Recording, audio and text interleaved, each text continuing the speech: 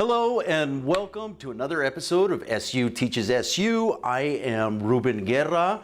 I am in the Health Administration Department, and today I would like to talk to you guys about an HMO versus PPO. So this is one of the most commonly asked questions that I've been able to experience so far, that a lot of people ask, well, what is the big difference between an HMO and PPO? Because no matter what insurance you get, whether it's Medicare, even Medicaid, commercial group health insurances, they all have different plans under those different types of insurance that are HMOs and PPOs. So I would like to take a little time to kind of discuss the differences between the two and which might be a better insurance for you and your family. So with that said, before we do get started, I would like you guys to get familiarized with a few key terms. Okay, so some helpful terms and their meanings. The first one is a deductible. Okay, the other one is a premium. We're going to have a copay and a co-insurance. Okay, so the deductible is going to be the amount that you pay towards your medical bills before the insurance starts paying out. So this is the amount of money that you're going to have to pay out of your pocket before the insurance even starts to kick in for anything. Now, the second key term that we have here is the premium. So the premium is the cost of keeping your policy in effect. So this is the amount of money that you guys are going to have to pay every single month just to keep the policy into effect. Okay, so that's that. The other one that we have here is a copayment. This is a fixed dollar amount that you are going to have to pay every single time you go get medical services, going to the doctor, and things like that. Now, the other one that we have here down below is what we call a co-insurance, right? So the co-insurance is very similar to a co-payment, okay, but it's based on a percentage amount. So Medicare is the biggest utilizer of a co-insurance, okay, because Medicare will pay 80% and they leave the grandmas and grandpas to pay 20% of the bill. So it's not a set dollar amount, it's based on a percentage amount, okay? So first off, you know, a lot of people ask me, well, what is the better way to go, whether it's a co-payment or co-insurance? And this is going to depend on your own typical needs, on whether you utilize your health insurance a lot, or if you have a chronic illness, or maybe a family member that's covered under your plan that has a chronic illness. That would determine whether you want a co-pay or co-payment. So basically, if a co-payment, if you have a $45 copay, that's all you're going to have to pay. So the doctor can charge $100 all day long, but the only thing you're going to have to pay is 45 bucks. You go to the hospital, you have a hospital copay, right? Could be 45, 50, whatever the copay is. It's always a fixed dollar amount, right? So some people say, well, I like having that fixed dollar amount, so I don't have to pay anything else other than my deductible and that copay, right? So they'd say, well, the copays are better for me. Well, and other individuals, if we do the math here, if your doctor charged $100, okay, and 20% of $100 is 20 bucks. So in that scenario, would you rather pay a $45 set copay, or would you rather pay a $20 percentage, a co-insurance, right? So a lot of people will be like, oh, okay, well, the co-insurance is cheaper, so I'm going to go with that one. Well, what if you are one of those individuals with a chronic illness, okay, and you wind up in the hospital a lot? $100 charge is not a big deal because you're only going to pay 20 bucks. But what if your bill was $10,000? Okay, 20% of $10,000, now you're on the hook for $2,000. So it really depends on how often you're going to utilize the services to determine whether a copay or co-insurance is a better way of payment for you and your family. Okay, next. Okay, let's jump right in there and let's talk about the differences between the HMOs and PPOs. So first off, guys, what is an HMO? Okay, there's a lot of different meanings to HMO, but the main thing is it is a management section, okay? So some people call it health maintenance organizations. I know Medicaid calls it a home management organization. And again, the key term here is management. So basically what happens is they instill a layer of management between the doctor and the physician in hopes that maybe between all three of them, they can come up with a better treatment that costs a lot less for the insurance company. So HMOs are usually associated with cost because for a patient, an HMO would deliver the biggest bang for your buck. Okay, it's going to be the most cheapest type of plans out there, right? So that's a good thing, is the cost aspect. Okay, so let's take a look at some of the pros of an HMO.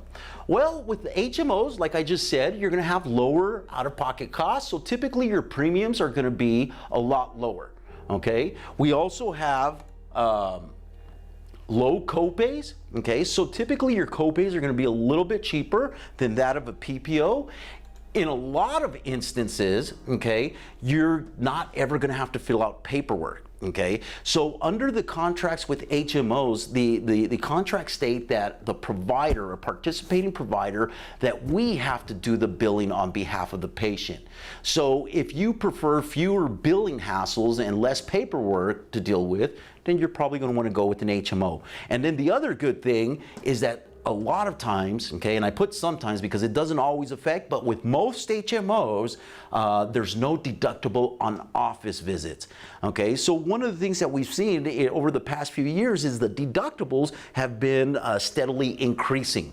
Okay, so it would be nice if you only had to worry about your copay or co-insurance when you went to the doctor without having to worry about paying a large out-of-pocket sum.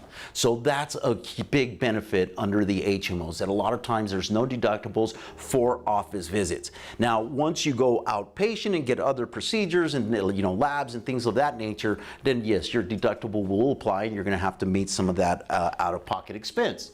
Okay, so those are the pros of an HMO. Let's take a look at some of the cons really quick of this HMO. So number one is we're going to have limited choices because under the HMO, remember they instilled that layer of management, you can only go see participating providers within the HMO's network. So with that said, you're going to have to choose from a list of pre-approved doctors. Well, what if the doctor that you want to go see isn't on your list? So then you're not going to be able to go see him or her because of the contract that they have. So this is why I say sometimes you're going to have limited choices on the types of providers that you see. Also, you might have restrictions on when you receive care. Okay, appointments can be difficult to obtain, and you're going to have to get approval from doctors to see a specialist. So the reason that I say that appointments can be difficult to obtain is because under an HMO, you have to pick a primary care physician, also known as a PCP.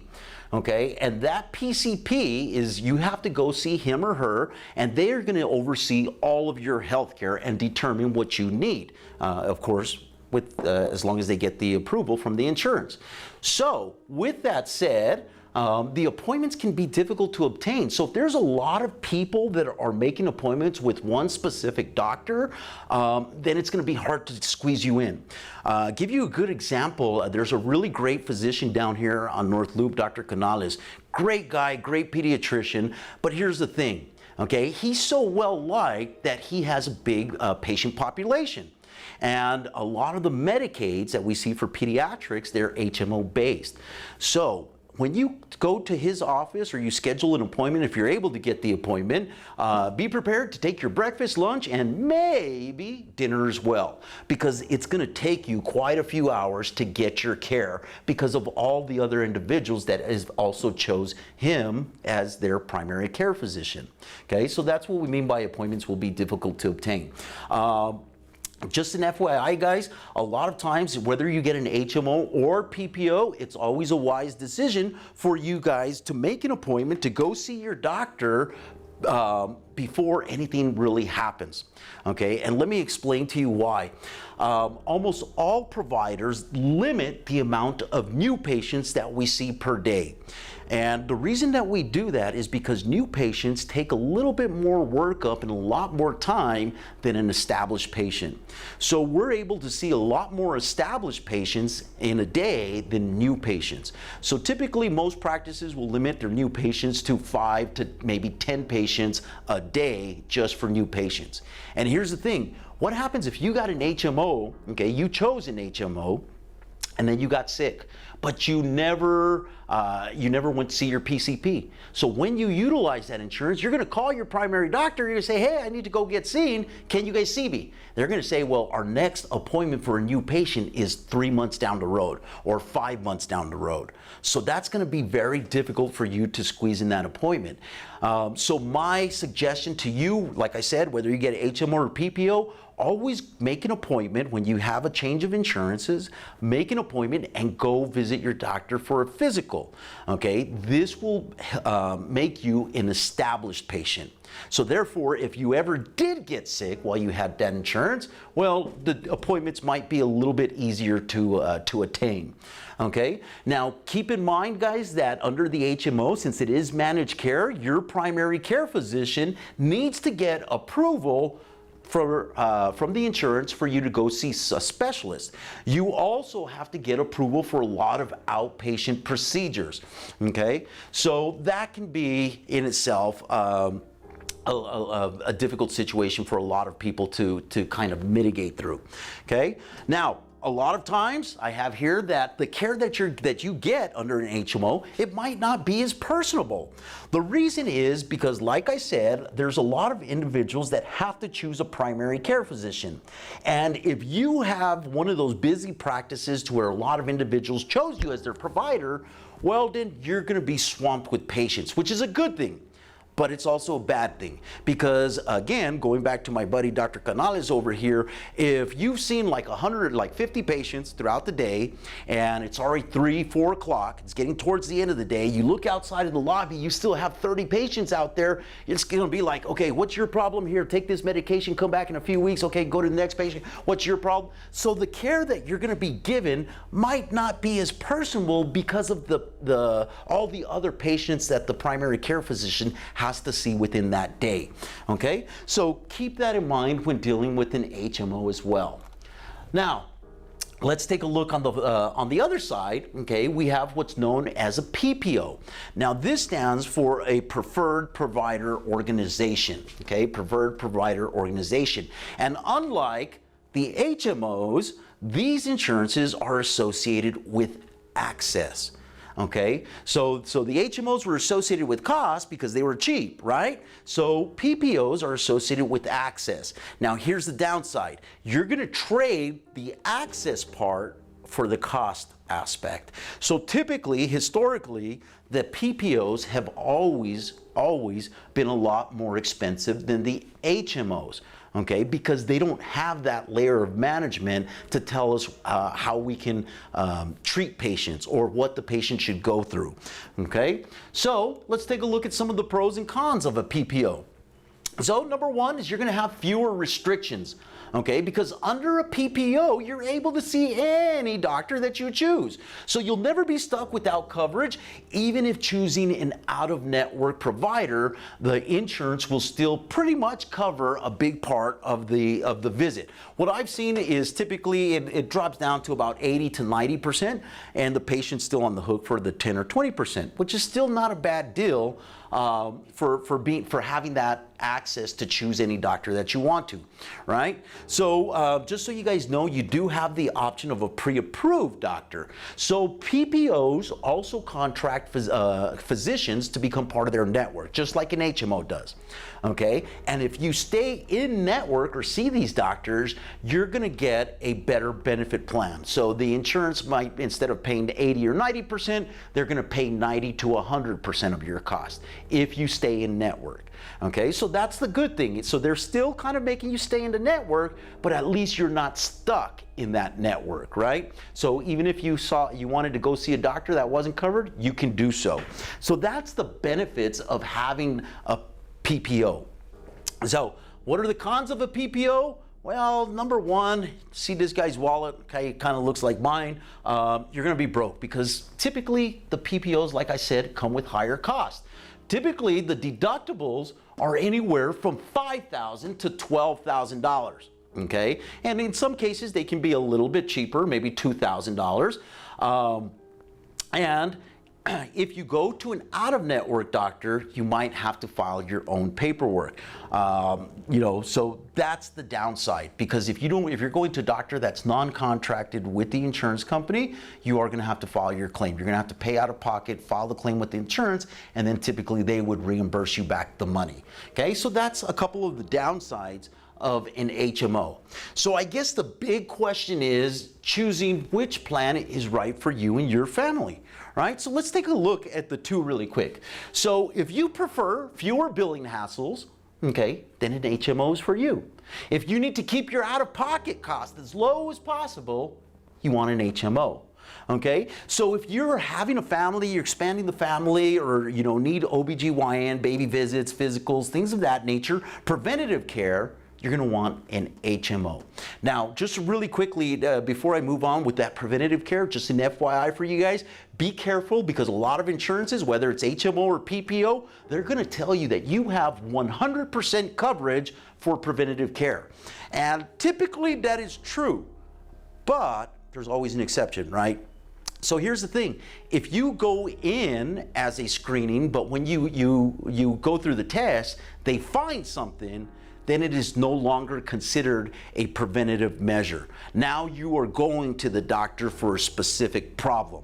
So now your benefits change. It's not covered at 100% no more, because now you're subject to medical necessity. So keep that in mind, guys. Anytime, like for the guys, you go get your prostate checks or the colonoscopies, for the women, the mammograms and pap smears, things of that nature, a lot of times they're going to tell you it's covered at 100%, but if they find something, remember, now your deductible, co-pays, co-insurances, all that stuff will start applying. So just be cautious with that stuff. Now, on the flip side, if you want to be able to choose any doctor you want to, a PPO is going to be your best bet. Now, if you have a chronic condition such as back pain or arthritis, you also want to have a PPO. Because here's the thing, just so you guys so I drive my point across to you, if I had an HMO and I woke up this morning and I said, boy, my back is killing me, okay, under the HMO guidelines, I would first have to make an appointment with the primary care physician. By the time I get to see him, he's going to look at me, he's going to say, Guerra, your back is messed up. I'm going to send you to a specialist. Okay, so now they have to get the prior approval, okay, or the referral, and make me an appointment for the specialist, which could take a couple of weeks. Well, by then my back doesn't hurt anymore. So that could be problematic. So if you have a chronic illness, you probably don't want to deal with all the bureaucratic red tape of the HMO. So wouldn't it be nice if I had the back pain and I had a PPO, I wake up in the morning and be like, boy, my back is killing me. I just go straight to the orthopedic. I don't go to anybody else telling me what I have to do or anything. I just get the care that I need. So keep that in mind. If you have a chronic illness, you want the PPO. Now, a lot of people, PPOs also do cover a lot of the preventative medicine and some of the visits, but a lot of people also prefer the use of alternative medicines such as acupuncture, chiropractic care, and so forth and so on. So we're starting to see a big trend now on these types of healthcare. And you have wellness centers and all sorts of things opening up now. And what happened is the PPO guys, the executives up there that are in charge of these plans, they're thinking of it strategically. And they're saying, well, if a person swears by getting acupuncture, or if a person says that going to see a chiropractor and getting an adjustment on your spine is going to be beneficial and it's going to keep them out of their doctor's office, then why not pay for it? It's going to be a hell of a lot cheaper than actually going to the doctors, right? So a lot of times, if you prefer the use of alternative medicine, you're going to want a PPO. Because remember, under the managed care, they are not going to cover something that is not scientifically proven. Okay, so that's the downside to this. Okay, now, HMO, PPO, or I don't know, okay? Like I told you, a lot of people ask me what are the differences between them, and if you didn't know, don't feel bad, because a lot of people don't know the difference between an HMO and PPO, and that's why I decided to do this little talk. So I have a little survey here, okay, that I found online. Okay, they asked 100 college students that were aged 18 through 25 whether they would choose between an HMO or a PPO. So the survey sheet stated, which health insurance plan would you choose? HMO, PPO, or I don't know the difference. Well, let's take a look at the results. Out of the 100 people, 12 people said HMO is the way to go for me and my family. Okay? 9 people out of the 100 said, well, PPO is good for me and my family. That's the insurance that I want. And a whopping 79% of these students that were asked from a major university said that they don't know the difference. Okay? So of the students that were asked, 37 were male and 63 were female. All students came from the Northeastern State University. Okay? Now, so this is a very interesting an interesting survey. And the reason that I say it was interesting is because the amount of people that did not know what the difference between these two were. And furthermore, the demographic. So if you guys can notice, they only asked 37 males and they asked a whopping 63 females, okay, what they thought about this. Why do you think that they asked the women this question or this survey more than they did the men? Well, they really didn't say in the survey when I looked at this online, but based on my experience, I would say the reason that they asked the majority of these people were women. The reason they asked them was because, number one, historically, women use the health insurance a lot more than males do. Okay, especially here in the Hispanic community, guys, right? Us males, I mean, we don't go to the doctor unless something's falling off, we chopped off an arm or leg or something, right? That's when we go to the hospital, okay? Also, what we found, okay, in a lot of households, it's really the women that make the decisions about the healthcare issues. So oftentimes, you know, the guy will go to work, he'll go through his probation period, he'll be offered the health insurance, a broker will come in, talk to him, tell him the difference between HMOs and PPOs, and they'll say, what plan do you want? And he's gonna be like, I don't know. So they're gonna say, go home and think about it. So what's he gonna do? He's gonna go home, he's gonna look at his wife, say, hi babe, here you go. I got this from work, I need to turn it back in tomorrow. So take a pick. So the wife is typically the one that's going to be looking through these forms and making the choices for their family. So that's my assumption on why they asked the females more than males. Okay? Now, a couple of quick little tidbits before I let you guys go. Did you know that in 2020 the national healthcare expenditure totaled $4 trillion? Okay? That's a lot of money, ladies and gentlemen.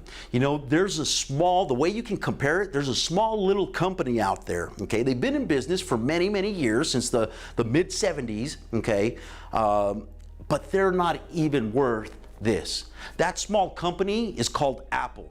As many devices and as many things that they do, they only have a $2 trillion valuation. And they've been doing this for like 40, 50 years.